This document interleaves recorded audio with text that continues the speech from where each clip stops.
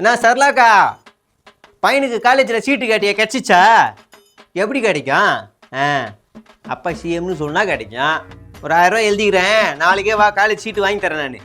நம்ம காலேஜ் அங்கேயும் போய் அப்பா சிஎம்னா குத்துற போகிறானுங்க. வரியா? போட்டுருவா, 1000 ரூபா போட்டுருவா. இவனா அண்ணா கோவிந்தண்ணா, 1000 ரூபா. சார் சார் சார் வா சார், வா சார், வா சார். என்ன சார் வீட்டுக்கு வரல தப்பா நினைச்சிட்டீங்க? இல்ல சார், பால் பாக்கெட் வாங்கணும். அப்படி நினைக்காதீங்க சார், நான் இப்போ முடிச்சுட்டு உங்க வீட்டுக்கு தான் வரலாம்னு நினைச்சேன், கலெக்ஷன் போட்டு. அதுக்கு தாண்டா காலி பண்ணிட்டு கிளம்புறேன். கோவிந்தண்ணா 1000 ரூபா வை, நான் வரேன். சார்கிட்ட பேசிட்டு வரேன். சார், போன வாட்டி அப்பாவுக்கு பர்த்டே, அப்புறம் அப்பாவோட அப்பாவுக்கு, இப்போ அப்பாவோட பையனுக்கு பர்த்டே.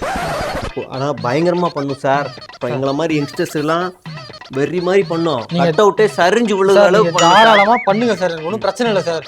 நான் முக்கியமான வேலை. 1000 ரூபா கொடுங்க. 5000 ரூபா கொடுங்க சார். 5000 ரூபா? என்ன சார் அப்படி சாதாரணமாக நினைக்கிறீங்க? இன்னைக்கு நிறைய பேருக்கு ஸ்போர்ட்ஸ்லேருந்து எல்லாமே பண்ணிருக்கிறது அப்பாவோட பையன் தான் சார். 5000 ரூபா பண்ணாதான் சார் பயங்கரமாக பண்ணோம் சார். நாங்கள் 2 மாதத்துக்கு அந்த பர்த்டே கொண்டாடணும் சார். 2 மாதம் கொண்டாடி ஆகணும் சார். போட்டுறேன் நான்.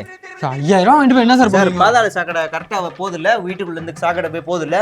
அடப்பு கூட போந்துருச்சுன்னா வீடு நாரிடும்ல சார். நாரிடும் தானே? நாரக்கூடாது சார், நாரக்கூடாது.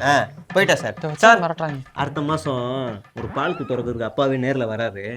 ஒரு பெரிய ஃபங்க்ஷன் ஒன்று வைக்கணும். இல்லை சார், நான் அடுத்த மாதம் வந்து வெளியூர் போகிறேன். நான் கொடுத்துட்டு போ. என்ன சார் போகணும் சரியா? இல்லை வீட்டை தாண்ட முடியாதுப்பா, அப்படியே குழி நோண்டி விட்டுருவோம். வீட்டை தாண்ட முடியாது. சரி சார், பார்த்து போ சார். வாங்க. ஓ கோவிந்தண்ணா, எடுத்து போய் நான் வரமாட்டேன். ஐயா